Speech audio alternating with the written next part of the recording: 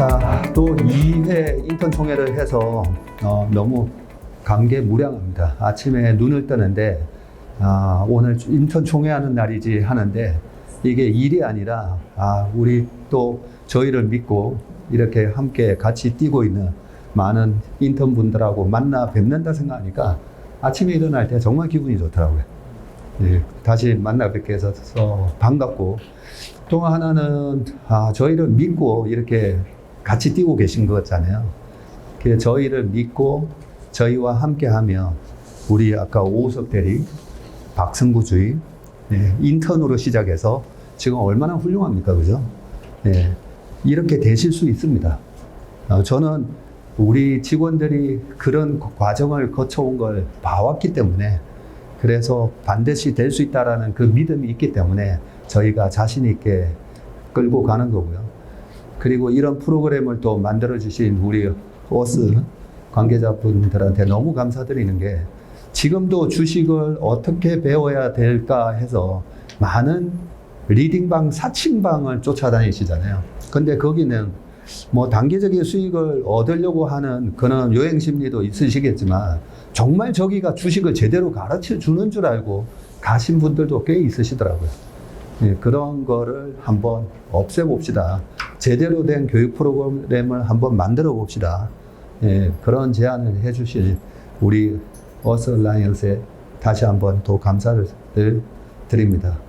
그래서 저희와 함께하면 우리가 꿈꾸는 이 경제적 자유, 그리고 경제적 자유를 이루고 나서 내가 뭔가 가치 있는 일을 할 수 있겠다는 그 소망 때문에 하는 거잖아요. 그죠? 그 믿음과 소망, 그리고 그런 걸 할 수 있는 우리 임직원 분들한테 오늘 제가 아침에 고맙다고 인사를 했어요. 그 회의 아침에 모닝 브리프 끝나고 저희가 또 회의합니다.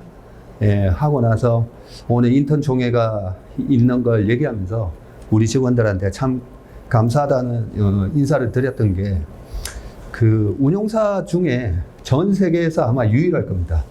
전 세계에서 유일하게 아침 회의를 방송으로 공개하는 거. 처음에 제가 그 제안을 했을 때도 약간 이런 분위기였어요. 그런데 인원고 어서와 함께 하는 인원 교육 프로그램 그런 걸 한번 해보자라고 얘기를 했을 때 자 이렇게 열심히 해줘 가지고 제가 그런 표현을 했었어요. 자 돌격 앞으로 하면서 제가 전쟁터에서 돌격 앞으로 하고 딱 뛰었는데 뒤에 보니까 아무도 안 따라오면 얼마나 황당하겠습니까? 그죠? 근데 돌격 앞으로 하는데 제1호 상무가 빵 치고 나가는 거예요. 그러더니 옆에 문지호 이사가 또 막 달려가고 왕설량 이사 그리고 우리 오대리는 오나 했더니 오대리도 막 뒤에서 박승구 주임하고 할 거 없이 자기네들이 다 알아서 박승구의 스페셜 리포터 이거 다 박승구 주임의 아이디어예요. 전무님이 이 중요한 리포터를 반도체 리포트나 화장품이라든가 뭔가 중요한 리포트 나오면 이거 정리해서 제가 발표하겠습니다. 얼마나 감사한 일입니까? 그죠? 그런 마음이 결국은 우리 서로 간의 믿음과 그 소망과 우리 인턴분들에 대한 그런 사랑이 있어서 그런 게 아닌가라는 생각을 하면서 다시 한번 감사의 인사를 드리도록 하겠습니다. 좀 길었나요? 안 되셨습니다. 고맙습니다. 네, 박수 한번. 믿음, 소망, 사랑 다 함께하는 제스를 인턴 총회 본격적으로 시작해 보도록 하겠습니다. 첫 번째로 총회 시작하기 앞서서 시작하는 문을 열면서 박세희 전무님께서 저희 하반기 전망 그리고 특히 지금 미국 기업들이 정말 전 세계적으로 핫하고 있는데 미국 기업에 대한 간단한 분석을 앞에 PPT를 활용해서 짧게 한 20분 정도, 10분에서 20분 정도 말씀 주시고 그렇게 개요를 시작하면 좋을 것 같습니다. 대표님 시작해도 괜찮을까요? 네, 좋습니다. 자, 먼저 시장은 언제까지 이게 가는 장인가 그걸 알아야 되거든요. 그걸 모르면 순간순간의 변동성에 되게 이제 겁이 나게 마련입니다. 나스닥이 지금 시장을 주도하고 있는 시장이니까 나스닥은 25년까지 상승 추세에 있다. 근데 그냥 막연하게 뭐 어쩌고 저쩌고 금리가 내려가면 좋을 것 같고 그거보다는 저는 이 기술적 지표를 많이 믿습니다. 이 기술적 지표가 저기 있는 뭐 스토캐스틱이라든지 RSI라든지 전부 다 수학이에요, 수학. 예, 근데 인간의 행동 패턴에 대한 수학이거든요. 그래서 우리가 다음에 정말 코로나 같은 상황이 생기면 나 그때 지를 수 있어요 해놓고 재작년에 못 질렀잖아요. 그죠? 나스닥 7천 간다니까 무서워서 못 지르잖아요. 그래서 이 수학적 지표를 통해서 내가 좀 더 객관적인 판단을 할 수가 있는 거예요. 지금 위에 보시면 이건 분기 차트예요. 우리가 뭐 5분봉, 10분봉도 있지만 일봉, 주봉, 월봉, 분기봉, 연봉, 사람들이 거의 연봉 안 볼 때 제가 재작년에도 10년 연봉에 10년 이평선에 닿으면 무조건 질러야 된다. 뭐 그런 것도 말씀드렸잖아요. 각 차트마다 이 필살기가 있어요. 특징이, 장단점이. 이 분기 차트를 한 번씩 보는데 왜냐하면 2008년 금융위기 때 하나, 둘, 셋, 넷, 다섯, 여섯 개 분기 연속 음봉이 났어요. 근데 이번에 페드가 금리를 올리면서 4개 분기 연속 음봉이 나더라고요. 과거에도 닷컴 버블이 무너질 때도 그렇게 요 바로 앞에는 하나 안 보이지만 4개 연속 음봉이 나기도 합니다. 자, 저랬을 때 어떻게 대응해야 되는지 부분인데 제일 위에 슬로우 스토캐스틱을 분기 차트에서 보면 이렇게 20 이하로 잠기면서 파란색 뭉덩이가 생기잖아요. 그게 바로 과매도 신호라고 하죠. 과매도. 근데 왜 저렇게 될 때까지 시장이 빠질까? 네, 그런 부분을 이제 생각해 보셔야 되는데 이번엔 왔던 이 찬스는 2008년 이후에 처음 나온 시그널이다, 그죠? 저랬을 때 저런 객관적인 지표를 보지 않잖아요. 그러면 무서워요. 예, 여기서 한 번 더 빠진다는 사람들 얘기 들으면서 정말 여기서 한 번 더 빠지나? 근데 실제로 보면 2008년 이후에 2022년 거의 15년 만에 준 기회였던 거죠. 그죠? 그래서 저런 데이터를 보고 이렇게 과매도만 나오면 나올수록 올라갈 때 잘 안 빠져요. 올라갈 때 잘 안 빠집니다. 그래서 지금의 모습은 저렇게 과매도가 나오고 나서 보면 가파르게 올라가다가 옆으로 기다가 계속 5분기 연속 이평선을 깨는 듯 했다가 회복하면서 이렇게 올라오고요. 2008년 이후에 2009년, 10년에도 똑같아요. 이렇게 뭐 그리스 사태도 있었고 미국 신용등급 강등 사태도 있었지만 5분기 연속 그 분기 이평선을 타면서 올라갑니다. 저걸 보면 아직까지 최소한 4개 분기에서 한 8개 분기나 더 남았다 이렇게 생각을 하시면 되고 우리가 이 템플턴경의 격언은 반드시 외워놔야 되죠. 강세장은 항상 비관 속에서 탄생한다는 거죠. 근데 그 비관이 저런 객관적인 지표를 안 보면 다음 비관 때는 내가 사야지 해도 못 산다는 거죠. 그래서 저렇게 분기 차트나 월봉 차트에서 나오는 그런 과매도 신호를 잘 보셔야 된다. 그리고 회의 속에서 자란댔잖아요.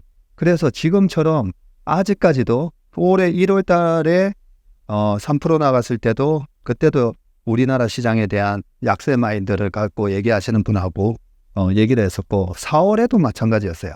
여전히 우리나라 시장 2350까지 빠질 수 있다라는 분하고 얘기를 하고 근데 그런 얘기를 할 때 속으로는 그게 오히려 더 건전해요.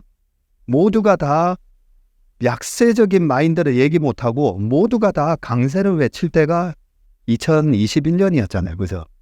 그럴 때가 위험한 겁니다. 그리고 내 마음 자체가 지금도 아마 여기 계신 분들의 저는 80%는 시장 조심해야 되는 거 아닌가요? 이런 마음이 있으실 거예요. 그런 상황에서는 꾸역꾸역 계속 올라갑니다. 그래서 작년부터 올해까지는 회의 속에서 자란다는 거죠. 그리고 템플턴 경우는 낙관 속에서 승수한다고 되어 있습니다. 그 낙관이 뭐냐면 2021년처럼 이익이 마구마구 나올 때예요. 이익이 마구마구 나오면서 뭐라고 얘기하죠?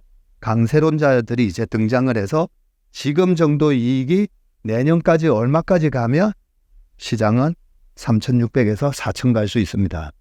네, 그런 얘기를 하는데 실질적으로 통계적으로 보면 PBR 1.2가 넘어섰었거든요. 그러면 과거 통계로 보면 1.2 넘어가지고 1.9 갔던 시장이 있었어요.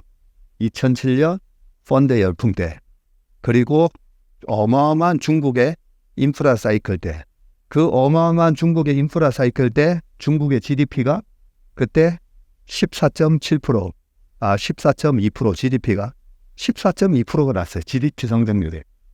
그럴 때 우리가 1.9까지 간 적은 있었지만 과거에 보면 PBR 1.2는 조심해야 되는 거죠. 그래서 모두가 이제는 실적을 바탕으로 낙관적인 전망을 할 때 그때부터 조심해야 되고요.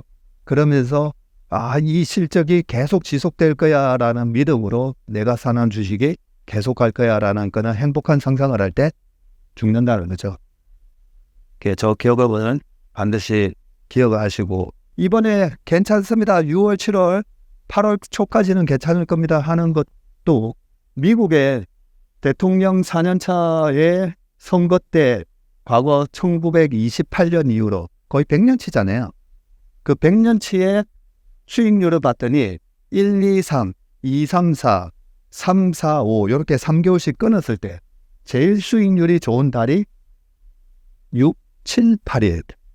그래서 미국 시장이 이번에 나쁘지 않고 우리나라 시장도 연동돼서 이번 8월 초까지는 괜찮습니다 라고 말씀을 드리고, 그리고 저는 9월, 10월은 또 무조건 쉬어야 된다 이렇게 말씀을 드리잖아요.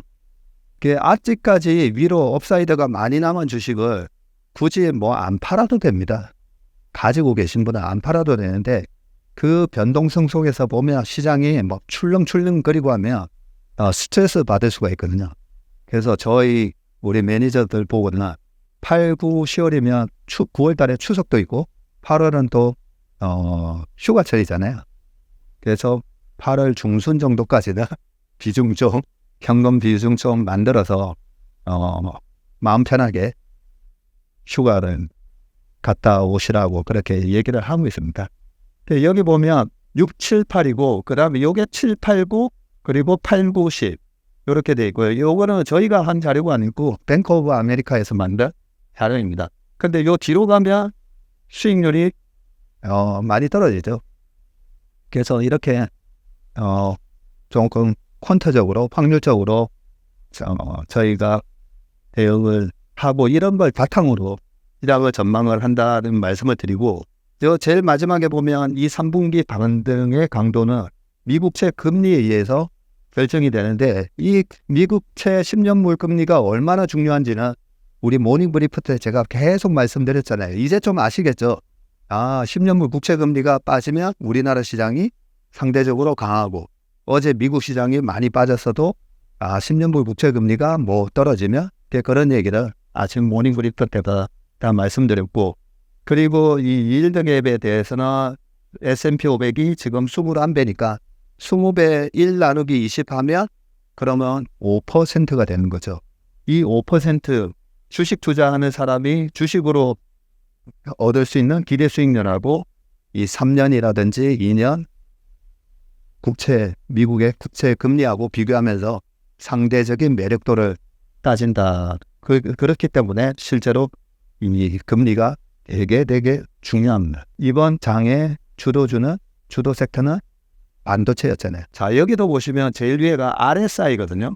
RSI 필라델피아 반도체 월봉 지수에서 이렇게 1년 내내 올랐어요. 2013년도에 이때 하이닉스가 HBM 세계 최초로 개발했다. 1년 내내 올랐는데 정고점도 들고 너무 많이 오르는 게 아닌가요 했는데 겨우 RSI 실식 과열로 이제 들어가죠.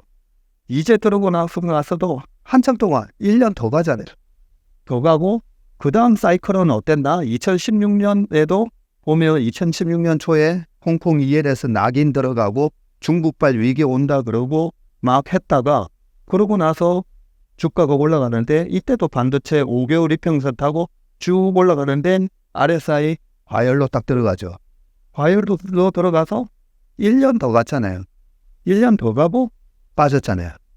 그래서 이번 네, 지금 타고 올라오는데 이제 RSI가 지난번 우리 5월 초에 할 때만 하더라도 아직 과열 오지도 않았다는 거죠. 예, 그러면서 하이닉스 차트도 보여드리면서 하이닉스가 요때 당시 요 정도 와 있기 때문에 아직까지는 뭐 더 끌고 가셔도 됩니다라는 얘기를 하면서, 근데 보세요. 이제 과열로 들어가세요. 과매수 영역으로 들어갔는데 이 RSI 같은 거는 이 과매수 영역에서 밑으로 떨어질 때 70 이하로 떨어질 때부터 리스크 관리 기술을 들어가도 늦지 않습니다. 이걸 보면서 아직까지는 내년 상반기까지 남았다라고 하는 거죠. 이제 들어갔잖아요. 그럼 1년 더 하면 내년 7월이죠. 그래서 제가 내년 7월까지 괜찮습니다. 네, 그런 말씀을 드리는 거고요. 오늘 아침에도 제가 말씀드렸지만, 전무님 저 사는 거는 잘하는데 그 사는 것도 제가 잘 못하는 거다 했잖아요. 네, 맨날 이제 밑에다가 걸어놨다가 떨어지는 주식만, 내가 사면 왜 주식이 떨어지나요? 왜냐면 밑에 걸어서 떨어지는 주식만 사지게끔 해놨잖아요. 그렇죠? 그리고 왜 내가 팔면 올라가나요? 항상 위에다가 걸어 놓으시잖아요. 그러니까 올라갈 주식을 늘 파시니까 내가 팔면 올라가는 거잖아요. 그래서 실질적으로는 사는 것도 잘 못합니다. 보면 그 사실 때도 보면 이 주식이 정말 싼지 비싼지 그 밸류에이션이 제일 중요하고, 시클리컬한 종목은 이제 업턴 사이클이 시작됐구나라는 걸 보면서 그때 이제 들어가셔야 되는데, 대부분 삼성전자 저거 9만 91층이에요, 87층이에요, 85층이에요. 그게 올라가면서 사신 게 아니에요. 그렇죠? 다 떨어질 때 걸어놨다가 바로 12만 원 갈 줄 알고 떨어질 때 걸어놨다가 다 사시는 거잖아요. 그 삼성전자 차트랑 작년에 7월 달에 2차전지 차트랑 똑같다 그랬죠. 보면서 너무 안타까운 거예요. 어떻게 올라갈 때 조금 먹고 떨어질 때 많이 사실 게 너무 눈에 보이거든요. 항상 그런 매매 습관을 가지고 계시니까. 그런 측면에서 사는 것도 제가 봤을 때는 잘 못 삽니다. 근데 어쨌든 우리가 이 MP랑 인턴 하시면서 잘 쫓아오고 계시니까 이번에는 언제 팔아야 되는가라는 부분을 말씀드릴 건데, 파는 게 왜 어렵냐면요. 자, 우리 같은 펀드 매니저도 파는 게 되게 어렵습니다. 그동안에 많은 무슨 펀드 열풍도 있었고, 그리고 유명하신 분들 지금 여기서 펀드 가입하세요 해서 했더니 그게 고점이고 그런 적 많잖아요. 네, 많잖아요. 그게 왜 그러냐면, 요게 미국 S&P 500 자주 보여드리는 이 파란색이 PER이고요. 그리고 요 초록색 선이 EPS죠. 우리나라 기업하고는 다른 게, 그래도 한번 이게 추세가 생기면 쫙 이렇게 올라갑니다. 막 왔다 갔다는 안 하죠. 왔다 갔다는 안 하는데, 자세히 보시면 이게 피크아웃 쳤을 때 S&P 500 주가 보세요. 주가 박살나 있어요. 네, 이게 뭐 우리나라 반도체뿐만 아니라 미국의 기업조차도 이게 피크아웃 치고 꺾이는 거 보고 내가 팔아야지. 자, 꺾이는 거 보고 팔아야지. 그러면 저 밑에 바닥에서 팔게 돼 있다는 거예요. 그래서 주식이 어려운 겁니다. 그러면 왜 주가가 이렇게 떨어졌냐? 이 파란색 선이 PER이잖아요. 아무 이유 없이 이게 기스가 나지 않았는데도 그냥 주가 멀티플이 떨어지면서 주가가 떨어지게 됐어요. 그래서 이걸 열심히 체크를 저희가 하는 거는 기본이에요. 그걸 우리가 EPS 트래킹을 한다고 그러죠. 매번 이익 실적, 이익 발표 날 때마다 우리 최상무가 새벽부터 와가지고 해주잖아요. 그거는 가장 기본적으로 해야 될 부분인데, 그것만 가지고 우리가 정확한 매도 타이밍을 잡을 수 있나? 못 잡습니다. 그럼 엔비디아의 과거 이제 패턴을 좀 봐야 되거든요. 그 패턴을 보면 2022년도에 얼마 갔었죠? 346불에서 110불까지 빠지죠. 70% 빠져요. 2015년도에 그때도 2018년이네요. 저 때도 한 60% 빠져요. 그래서 내가 투자하는 기업의 과거 변동성을 이해하고 있어야 됩니다. 그리고 언제 저렇게 박살나지? 언제 박살나죠? 반도체 이익이 가장 많이 나올 때. 그래서 어려운 겁니다. 이익이 가장 많이 나올 때 주가가 박살난. 요거는 또 하나 어려운 게, 옛날에는 인텔이었는데 지금 보니까 헤게모니가 바뀌고 있죠. 그래서 엔비디아도 이렇게 갔는데 인텔은 갔다 하고 있습니다. 그래서 그 기업의 경쟁 구도도 우리가 파악을 해야 된다는 거죠. 엔비디아를 조금 더 구체적으로 한번 볼게요. 구체적으로 보면 2022년 8월 달에 처음으로 실적 미스가 나와요. 요 초록색 숫자가 뭐냐면 EPS 대비 컨센서스 대비 얼마를 더 비트했느냐 나오는 겁니다. 그래서 1달러로 예상을 했는데 1.04 나오면서 실제로 컨센보다는 0.03 더 나왔다 이런 거거든요. 더 나오고 했는데 2022년 요 회계 연도가 다르다 보니까 2022년 8월 달에 발표하는 데서 실적이 이렇게 꺾어져요. 컨센 대비해서도 0.74 쇼크가 나오죠. 쇼크가 나왔는데 이 쇼크가 나왔을 때 주가 보면 이미 162불가 있어요. 네. 그러면 고점 대비 이미 허리가 아니라 여기 허벅지가 있는 거예요. 그래서 우리가 실적을 보고 저렇게 판단을 해서 하면 될 것 같지만 그게 어려워. 이번에도 지금 보면 실적을 계속 컨센을 서프라이즈 내면서 올라가는 거잖아요. 자, 그리고 요게 EPS거든요. 그래서 EPS도 계속 올라갔었어요. 계속 EPS가 증가했는데 주가는 이렇게 박살났고, 그래서 EPS의 고점이 주가의 고점은 아니다라는 부분입니다. 그러면 애널리스트들의 목표가를 참 친절하게 얘기해 주잖아요. 그러면 애널리스트의 목표가가 빨간 거, 파랗고, 노랗고 이거거든요. 보세요. 계속 애널리스트는 목표가 올라가죠. 주가는 박살나고 있는데. 근데 참 민망하게도 바닥권에서 목표가를 쫙 내립니다. 바닥권에서 내렸다가 주가가 바닥에서 거의 다 회복했는데 목표가 올려요. 네, 그래서 우리나라 애널리스트들이 무슨 공매도와 결탁을 해서 밑에서 막 목표가 내리고 하는 게 아니라 전 세계적으로 공통된 현상이에요. 애널리스트 사람이라서 그걸 갖다가 저렇게 수요잔에서 박살이 나던 공급단에서 뭐가 오버스플라이가 돼서 그렇든 아니면 경쟁 구도가 깨지든 저런 부분에 애널리스트도 후행적으로 목표가를 낼 수밖에 없다는 거죠. 그래서 애널리스트 목표가 가지고도 우리가 투자를 너무 믿으면 안 된다는 거고요. 또 하나가 이 부분도 중요한데 지금 이 밑에 차트가 뭐냐면 엔비디아와 S&P 500의 상대 수익률이에요. 상대 수익률이 높을수록 이 초록색 선이 높아지고 상대 수익률이 저조하면 오히려 이렇게 빨간색이 나옵니다. 그러면 상당히 좋다가 나중에 보면 S&P 500보다도 언더퍼폼해요. 그동안에 상대 수익률 강했던 거 다 까먹죠. 다 까먹어요. 그래서 제가 25년 전에 제가 적어놓은 투자 노트에는 시장이 빠지는데 내 종목은 안 빠질 거다라고 생각하지 말라고 돼 있어요. 그래서 시장 판단이 되게 중요한 겁니다. 근데 대부분의 그동안에 우리 업계에서 큰 펀드를 운영하셨던 분들이 시장을 잘 분석을 안 하죠.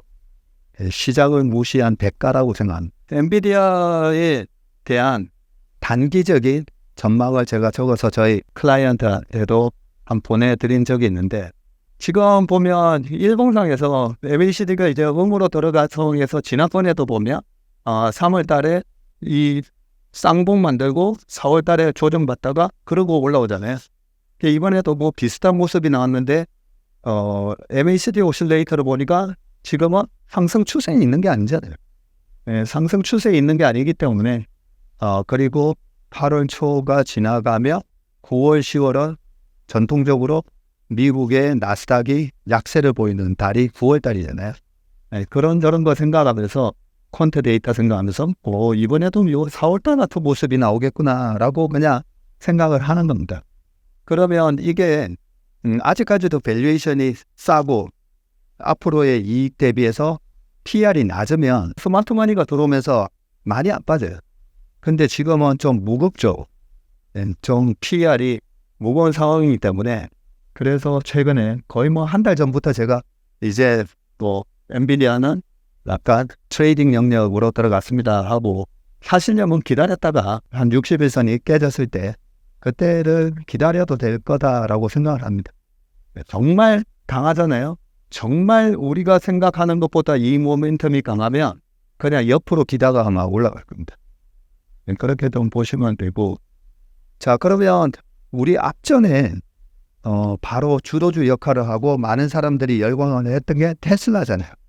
그러면 최근엔 주도주 3년 전에 이익 성장도 그렇고 시장을 주도했던 테슬라는 그러면 어떤 식으로 빠졌나 보자고요. 테슬라도 보면 컨센 대비해서 9센트, 6센트, 32센트, 15, 6 계속 컨센을 비트하죠. 컨센 비트하는데 주가는 박살나죠. EPS는 요때 23년 초에 EPS가 1.19나 나와요. EPS가 제일 높게 나왔는데도 주가 박살나죠. 그리고 그동안의 시장을 50%나 아웃퍼폼 했던 거 다 까먹고 시장보다도 훨씬 많이 빠지죠. 그런 모습이 나왔었기 때문에 우리가 항상 이 EPS와 매출의 고점이 친절하게 실적 발표에서 우리가 매도 시점을 알려줄 거다라고 생각하시면 안 됩니다. 자, 테슬라는 근데 이번에 월봉에서 슬로우 스토캐스틱이 이렇게 과매도 신호를 딱딱 주더라고요. 이번에 딱 주더라고요. 그러면 요 국면에서는 그동안의 과매도 신호에서는 다 바닥치고 반등이 들어갔었거든요. 저럴 때는 한번 보초병을 보내든지 저기서는 한번 사볼 필요가 있는 거죠. 그리고 반등이 미약하면 이 주식은 뭔가 펀더멘탈이 상당히 크게 훼손되고 있구나. 근데 이번에 제가 생각했던 것보다 너무 세게 올라와요. 그러면 왜 올라왔을까? 요놈 때문이구나. 이번에 미국 갔다 오면서 책을 읽고 이것저것 보다 보니까 테슬라의 로봇 가치가 이게 장난이 아니구나. 저게 뭐 이경이 되는 가치인지는 모르겠지만 일단 요 부분이고 나중에 결국은 AI 때문에 로봇으로 이어지거든요. 이 로봇이 굉장히 우리 일상생활에 지금 빠르게 다가오고 있어요. 우리가 얼마 전에 네이버 탐방을 갔다 왔거든요. 네이버에 뭐 로봇이 한 110대 있다 그랬나요? 그래서 네이버의 로봇 가치에 대해서는 제가 공부하고 있어서 아직 말씀을 안 드리는데 우리가 실적보다도 그 기업의 M&A 가치를 저는 한번 보거든요. 이런 순간에는 M&A 가치를 보고 하는 겁니다. 그 기업이 갖고 있는 실질적으로 당장은 수익은 안 나도 지금 이거는 너무 과하다라고 할 때 하는 건데 아무튼 저기 월봉상에 저런 지표들 이용하시면 되고 결국 떨어진 이유는 2023년까지 2년까지 저 영업이익률이 16.8% 나왔다가 영업이익률이 깨져서 그렇잖아요. 최근까지 5%대.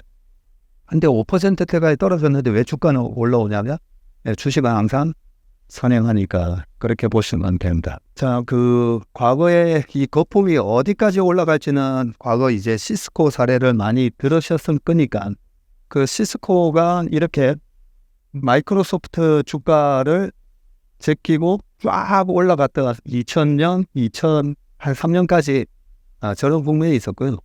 그때는 뭐 시스코뿐만 아닙니다.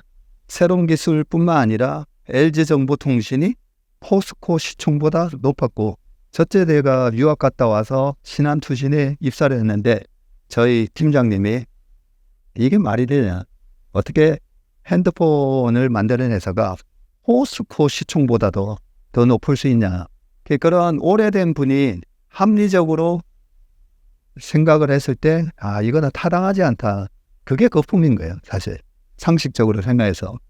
그런데 이 거품이 어디까지 높아지는지는 모르지만 거품은 반드시 깨지고 과매도나 투매에 의해서 내재 가치보다 떨어진 주식은 또 반드시 올라옵니다.